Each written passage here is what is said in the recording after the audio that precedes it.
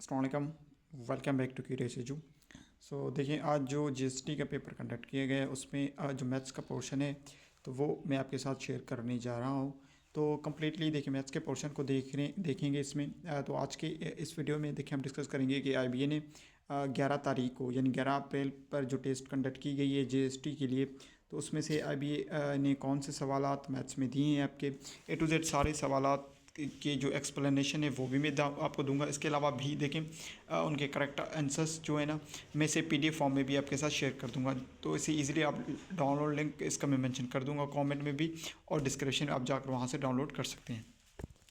चलिए मूव करते हैं। तो पहला सवाल तो ये देखिए क्वेश्चन पेपर है, तो क्वेश्चन पेपर पे को भी मैं आपके साथ शेयर करता चलूँगा।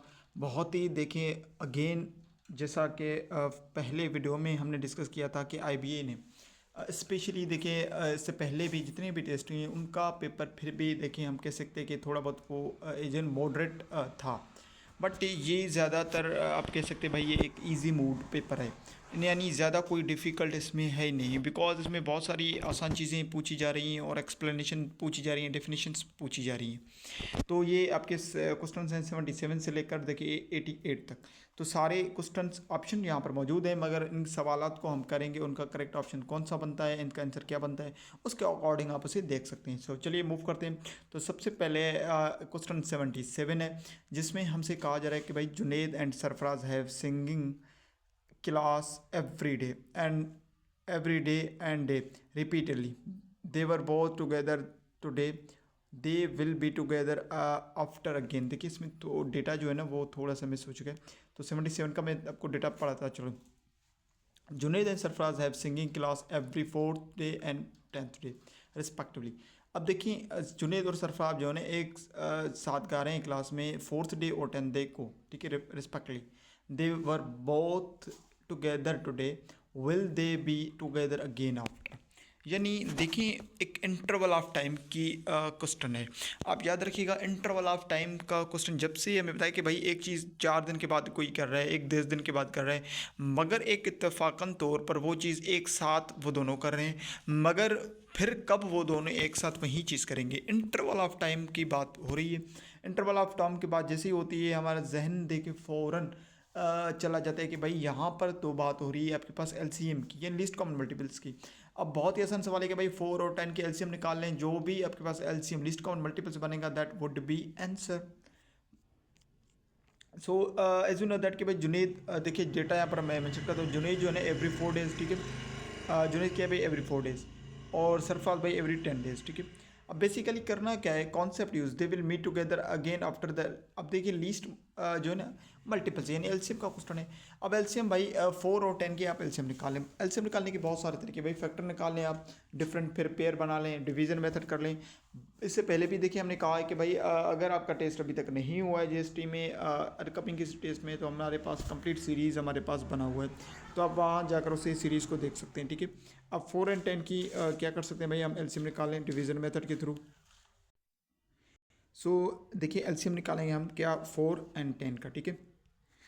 तो 4 और 10 के अगर आप मान लें भाई एलसीएम निकाल लें, ठीक है, आप मेथड कोई भी अप्लाई कर सकते हैं। अगर मान लें मैं फैक्टर निकालूँ या डिवीजन मेथड अप्लाई करूँ, ठीक है, 4 और 10 का, और 4 और 10 2 टाइम्स 4 की टेबल, ठीक है, 5 10 पर 5 टाइम्स, अब 2 की टेबल 2 पर 1 टाइम, 5 की टेबल 5 पर 1 स्टेप अप्लाई होगी, 2 2 4 4 5 20 आपके पास, यानी आफ्टर 20 डेज ये अगेन आपके पास एक साथ गाएंगे, ठीक है, एक सेम क्लास में आपको मिलेंगे।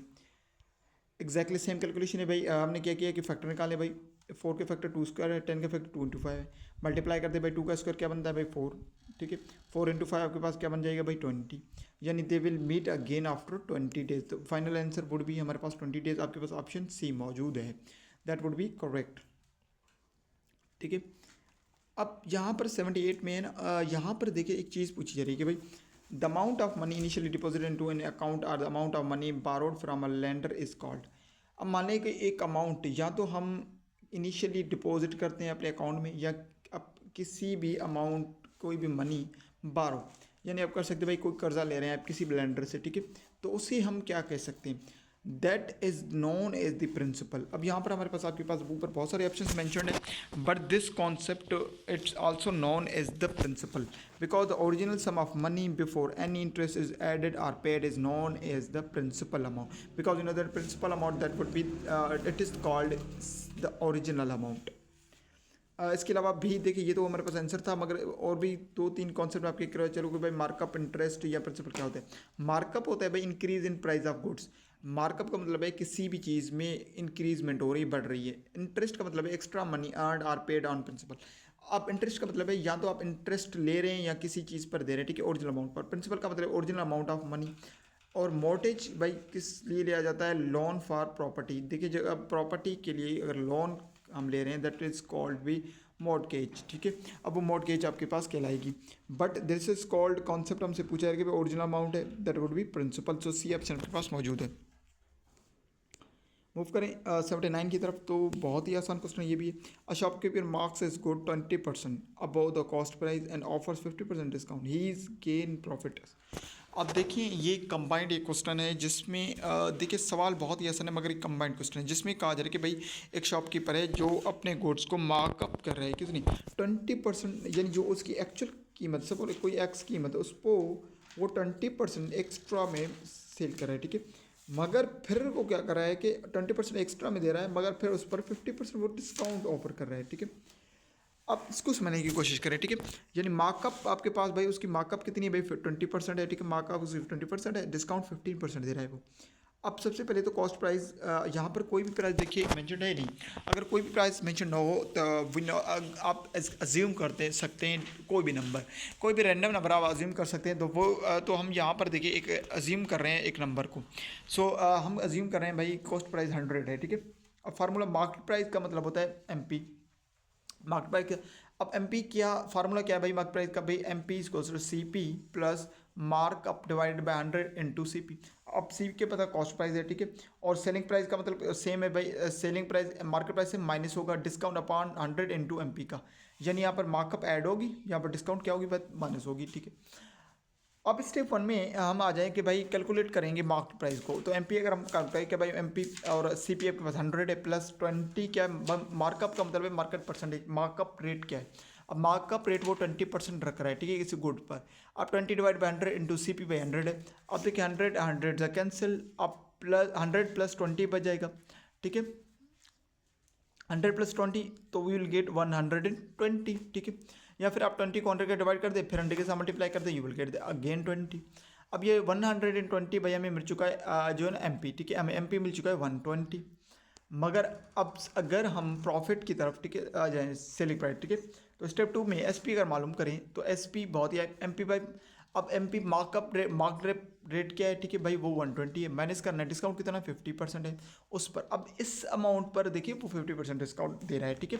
बिकॉज एक चीज़ है, अब मान लें भाई 5 रुपये, उस पर उसने 10% बढ़ा दिए, फिर वो 2% उस पर डिस्काउंट दे रहा है, या पहले इंक्रीज की हुई अमाउंट फिर आप उस पर माइनस करेंगे भाई जो डिस्काउंट वो दे रहा है। तो 120 माइनस 15 डिवाइडेड बाई 100 इंटू 120। अब इसको सिंप्लीफिकेशन करें, 15 divide by 100 we will get 0.15। अब मल्टीप्लाई कर 120 के साथ वी विल गेट 18। अब 120 माइनस 18 तो वी विल गेट 102। अब 102 आ चुका है। प्रॉफिट का मतलब होता है भाई, प्रॉफिट का सिंपल एक कॉन्सेप्ट फार्मूला होता है भाई S P minus C P, यानी कॉस्ट सेलिंग प्राइस में से कॉस्ट प्राइस मालूम कर दें। अब सेलिंग प्राइस क्या है भाई 102, कॉस्ट प्राइस 100 थी, तो हमें फ़ायदा हुआ भाई किससे का 2 रुपये का, ठीक है, इसमें 2 रुपये आपको बचे। मगर परसेंटेज पूछ रहा है, तो प्रॉफिट का परसेंटेज क्या होता है भाई, profit divided by cost price into 100 का। कॉस्ट प्राइस जो एक्चुअल प्राइस थी इनिशियल, अब देखिए 2 डिवाइड बाई एक्चुअल प्राइस 100 थी, अब 100 इज कैंसिल, तो हमें क्या मिल जाएगा answer, we will get the 2। अब 2 दैट मीन्स 2% आपको यहाँ पर एज एन डिस्काउंट वो दे रहा है, ठीक है। मूव करें 80 की तरफ, the degree of the terms. अब डिग्री ऑफ द टर्म्स याद रखें, ये एक ऐसा सवाल है जो बहुत ज़्यादा डिफिकल्टी देखिए क्रिएट करता है समझने में। बहुत ही आसान सवाल है डिग्री। अब डिग्री किसी भी टर्म को फाइंड आउट करने के लिए याद रखें, डिग्री को अगर आप देखें तो आप देखें यहाँ पर क्या है 5x², ठीक है, 5x² y और z, ठीक है। अब यहाँ पर फोकस करें तो अगर डिग्री की बात हो रही है तो आप कोफिशिएंट को छोड़ दें, we will focus on the variables, ठीक है। हम वेरिएबल्स क्या करेंगे, फोकस करेंगे सिर्फ वेरिएबल्स पर। वेरिएबल्स की पावर्स की समीशन जो होती है ना दैट इज कॉल्ड डिग्री। अब बिल्कुल कॉन्सेप्ट यहाँ पर गिवन है कि भाई the degree of term is sum of the powers of the all variables in the term, we ignore the numerical coefficient, numerical coefficient को आप इग्नोर कर देंगे, we will sum the powers I the exponent of the all the variables. अब देखिए यहाँ पर तीन variables हैं, एक्स के ऊपर स्क्वायर है, वाई के ऊपर पावर वन होगी नेगेटिव, वाई जेड के ऊपर पावर नहीं है, दैट मीन्स वन है, स्क्वायर वन टू। अब देखिए 2 + 1 3, 3 + 1 बिकम्स टू 4, दैट मीन्स भाई एक्स में पावर 2 है, आपके पास वाई में पावर 1 है, जेड में पावर 1 है, ठीक है, that means summation of the all the numbers, देखिए ऑल द एक्सपोनेंट्स की समीशन होगी। सो 4 हमारे पास करेक्ट आंसर है यहाँ पर, 4 आपके पास ऑप्शन सी में मौजूद था, that is the correct. 81 the point of intersection of all 3 internal bisectors of the angle is called. अब यहाँ पर देखिए अगेन एक डेफिनेशन भाई याद रखें अगर 3 इंटरनल एंगल्स बाइसेक्ट कर रहे हैं ट्रायंगल के इंटरसेक्ट, ठीक है, तो उसी हम कह सकते हैं भाई उसे क्या कह सकते हैं, मगर उससे पहले देखिए that is called in centre, ठीक है, वो इन सेंटर है, the 3 internal angle bisects of triangle intersect that is called in centre. अब इसके अलावा भी अगर आपसे पूछ रहे हैं इनकमिंग सेंट्रोइड, अब सेंट्रोइड क्या है, इंटरसेक्शन ऑफ द मीडियंस, अगर मीडियंस की इंटरसेक्शन पूछी जाए दैट इज कॉल्ड सेंट्रोइड। अगर आप मान लें कि इंटरसेक्शन परपेंडिकुलर बाइसेक्टर्स की पूछी जाए दैट इज सरकम सेंटर। अगर intersection of angle bisector, angle bisector इसका मतलब इन एंगल, आप मान लें भाई ऑर्थो सेंटर, अगर ऑर्थो सेंटर क्या है भाई, इंटरसेक्शन ऑफ एल्टीट्यूड्स की इंटरसेक्शन की बात हो रही है, डेफिनेशन के तौर पर बात होगी, that is called ortho centre, ठीक है। तो यहाँ पर आपके पास ऑप्शन सी में मौजूद है इन सेक्टर। अब ये इन सेक्टर ऐसा भाई टर्म है, टॉपिक है ये, देखिए जैसा कि हमने कहा है ना कि बहुत सारे इस बार सवालात अभी सिर्फ डेफिनेशन दे रहा है। The point of intersection of all 3 internal bisector of the angle is called in centre, भाई डेफिनेशन है। अब मूव करें 82 की तरफ। अब बहुत ही आसान सवाल है कि भाई there are 60 passengers in the first cabin of the train, 100 in the second and 140 in the third cabin, number of the passenger in the 16th cabin। अब देखिए अर्थमेटिक प्रोग्रेशन का सवाल है, अर्थमेटिक सीक्वेंस की सीक्वेंस है कि भाई एक केबिन है, पहले केबिन में 60 मुसाफिर हैं, दूसरे में 100 हैं, तीसरे में 140 हैं, ऐसे करते करते इंक्रीज हो रहे हैं, देखिए 1 by 1, ऐसे करते करते आप आ जाएँ 16th केबिन में। अगर आप आ जाएंगे तो वहाँ पर आपके पास कितने पैसेंजर आपको मिलेंगे। अब सबसे पहले तो भाई डेटा अगर आप लिख लेंगे भाई फर्स्ट केबिन में आपके पास 60 हैं, सेकंड में 100 140। अब याद रखिए अर्थमेटिक सीक्वेंस को समझने के लिए सबसे पहले जो फार्मूला अप्लाई होता है भाई, फार्मूला अप्लाई करने से पहले वी नो दैट कि हमें उसका कॉमन डिफरेंस पता होना चाहिए। फर्स्ट टर्म इस ए का मतलब होता है भाई फर्स्ट टर्म का मतलब है किसी भी सीक्वेंस के, मान ले भाई ये एक सीक्वेंस है, ठीक है। अब इसका फर्स्ट टर्म क्या कहलाएगा भाई 1, ठीक है, 1 इसका फर्स्ट टर्म है। अब दूसरी होती है भाई कॉमन डिफरेंस।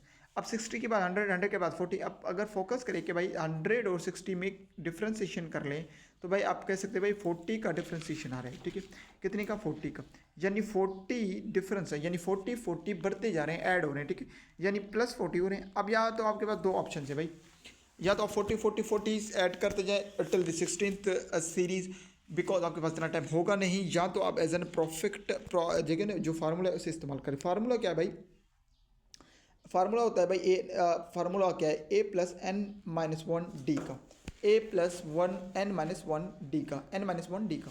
अब देखिए अप्लाई करेंगे फार्मूला। n क्या होता है भाई, टर्म्थ, जो आप टर्म, nth का मतलब होता है nth टर्म, जो टर्म आप फाइंड आउट करें। अब देखिए a क्या है भाई, फर्स्ट टर्म, फर्स्ट क्या है 16 प्लस n का मतलब होता है भाई कौन से टर्म तक आप फाइंड, 16 nth टर्म का मतलब भाई कौन से टर्म तक आप जा रहे हैं, ठीक है।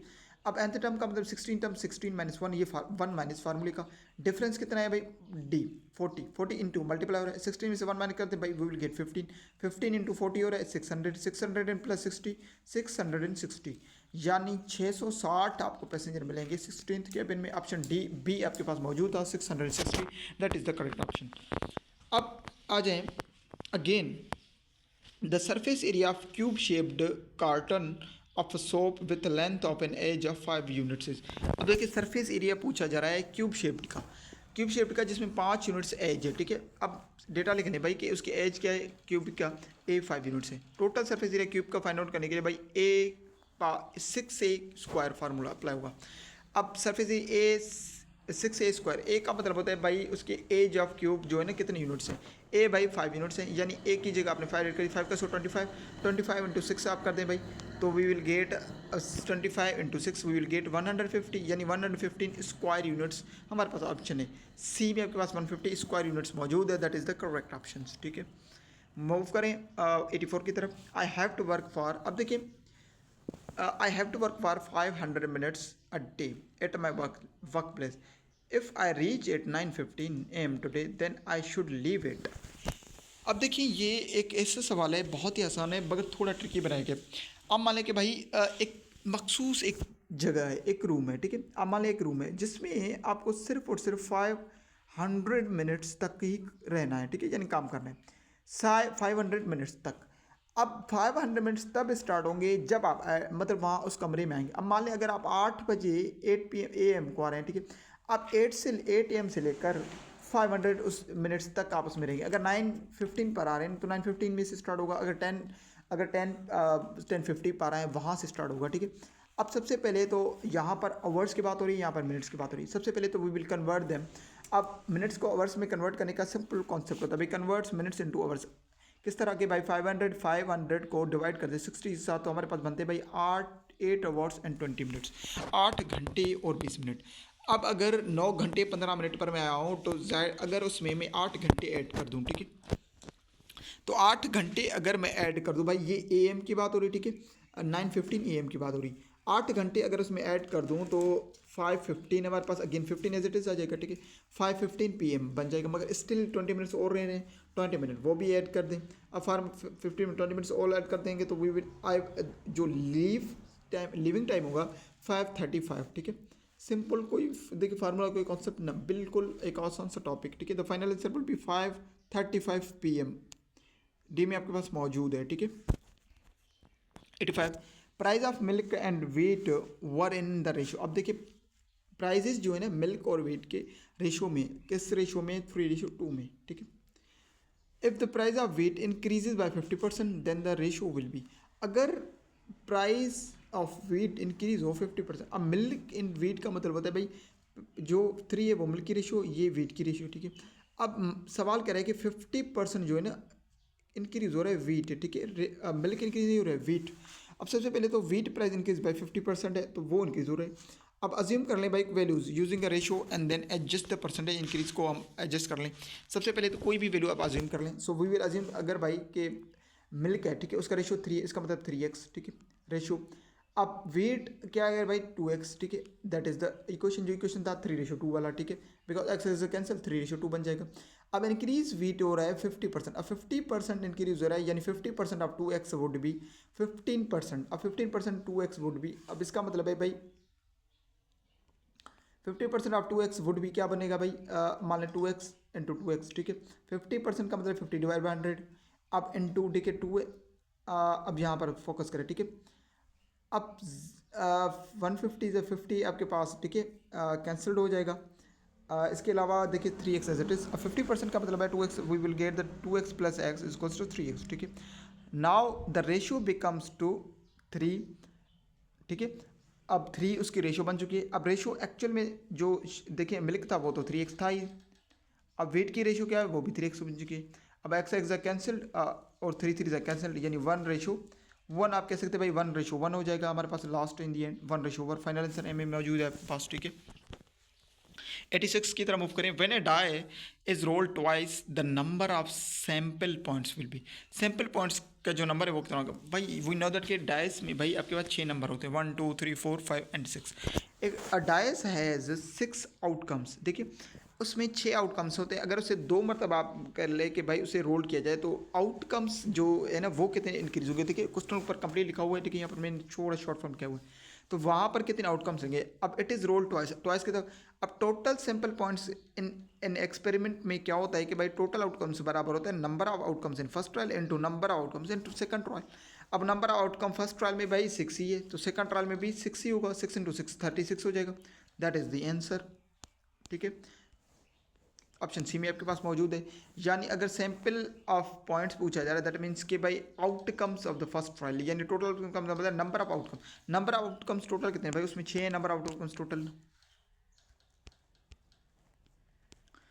अब आ जाए 87।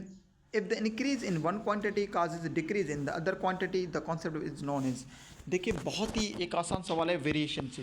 वी नो दैट कि वेरिएशन के बहुत ही ज़्यादा डिफरेंट टाइप्स है। इसमें आपके पास बहुत सारे ऑप्शंस दिए गए हैं। डायरेक्ट प्रोपोर्शन है, इनवर्स प्रोपोर्शन है, कंटिन्यूड प्रोपोर्शन है, इसके अलावा और भी आई थिंक कोई ऑप्शन मौजूद है। अब देखिए कंपाउंड प्रोपोर्शन है। अब थोड़ा समझें भाई कि अगर मान लें एक चीज़ ए है, ठीक है, एक चीज़ बी। अब मान लें कि भाई अगर ए बढ़ रहा है, ठीक है, इंक्रीज़ हो रहा है, और बी डिक्रीज़ हो रहा है, ठीक है, ये इंक्रीज़ हो रहा है, बी डिक्रीज़ हो रहा है, तो हमें पता है भाई अगर एक चीज़ बढ़ रही है, ठीक है, और दूसरी चीज़ इंक्रीज़ हो रही है, दैट वुड बी इनवर्स।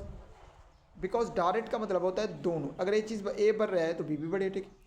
और कंटिन्यूड का मतलब होता है भाई कुछ चीज़ दी जाए और उसे हम कंटिन्यू कर दें। कंपाउंड का मतलब more than two quantities involve. Compound का मतलब जिसमें दो से ज़्यादा क्वांटिटी मौजूद हो, ratio form like A ratio B और बी रेशो सी की फॉर्म में हो, ठीक है। One increase the other decrease is called inverse proportion. आपके पास इनवर्स प्रोपोर्शन है। यहाँ पर ऑप्शन आपके पास मौजूद है भाई, इनवर्स प्रोपोर्शन या इनडायरेक्ट प्रोपोर्शन आप कह सकते हैं इसका, ठीक है। यानी एक्स बढ़ रही है भाई, वाई डिक्रीज हो रही है, that is called inverse proportion, ठीक है। अब in the end 88 the four last question है the roots of the equation. देखिए the roots of the equation, ये बहुत ही एक आसान क्वेश्चन पूछा जा रहा है क्लास 10th में। आपके पास जो थ्योरी ऑफ क्वाड्रेटिक देखिए इक्वेशन मौजूद है, ये एक चैप्टर है 20 चैप्टर। उसमें सबसे पहले जो है ना चैप्टर में 4 द थ्योरी जो है ना roots of nature of roots मौजूद है, जिसमें आपके पास फाइंड आउट करने discriminant will be B square minus 4ac का कॉन्सेप्ट मौजूद है। अब इसमें रूट्स क्या बनेंगे इस इक्वेशन की। अब उसे वी नो दैट के determine the nature of roots we use the जो है ना discriminant form. Discriminant would be discriminant, ये साइन इस्तेमाल कर दें या I will D. Discriminant will be square minus 4ac। अब बी क्या होता है भाई, कोफी। अब देखिए यहाँ पर एक्स स्क्वायर है, एक्स है और कॉन्स्टेंट वैल्यू। बी होता है भाई कोफिशिएंट ऑफ एक्स और ए होता है कोफिशिएंट ऑफ एक्स स्क्वायर, सी होता है कांस्टेंट वैल्यू। दैट मीन्स यहाँ पर ए 1 है आपके पास, बी -8 है और सी आपके पास 16 है, ठीक है। वैल्यू ऐड कर देंगे, तो वैल्यू ऐड करने के बाद हमने 8 का स्क्वायर बाई 64, यहाँ पर इनको मल्टीप्लाई कर दिया। अगेन हमने -64 हमें मिल चुका है, 64 -64 हमें आंसर मिल चुका है 0। अगर आप मान लें भाई डिस्क्रिमिनेंट जो है ना वो 0 के बराबर आ जाए, ठीक है, the roots will be known as the real and unequal, ठीक है। रूट्स को क्या कहेंगे हम, नाम है उनका रियल और अनइक्वल वो रूट्स होंगे। सो ये कंप्लीट देखिए लेक्चर था। तो आज का जो जीएसटी का पेपर कंडक्ट किया गया है 11 अप्रैल पर, देखिए उसमें जो मैथ्स का पोर्शन था बहुत ही आसान पोर्शन अगेन से। तो अगेन देखिए सारे टॉपिक सारी चीज़ें वहीं आ रही हैं जो 1 साल 6-8 महीने पहले हमने जो लेक्चर्स आपके साथ सीरीज शेयर किया हुआ था, वहीं से सारी चीज़ें आ रही हैं। तो देखिए उस वक्त भी हम आपको बार बार कह रहे थे कि भाई ये वही टॉपिक्स हैं जो टेस्ट में आएंगे। और देखिए वो उस वक्त हमने लेक्चर अपलोड किए थे जब आईबी ने कोई ऑफिशियल सिलेबस भी अपना इंट्रोड्यूस नहीं करवाया था। अब उसलिए क्योंकि भाई हमने उसे बहुत सारा उस पर हमने हार्ड वर्क किया था और इसके अलावा हमने बहुत सी चीज़ें को देखकर मद्देनज़र रखते हुए उन चीज़ों को बनाया था। सो ये कंप्लीट लेक्चर था। आई होप आपको बहुत ही ज़्यादा आसानी से ये चीज़ें समझ में आ चुकी होंगी। सो चलिए मिलते हैं नेक्स्ट वीडियो में।